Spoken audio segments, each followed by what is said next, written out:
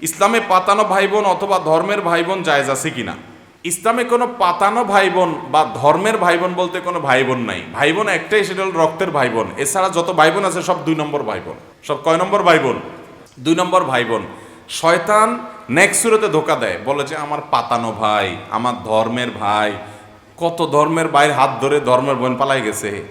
হারামে কখনো শান্তি থাকতে পারে না।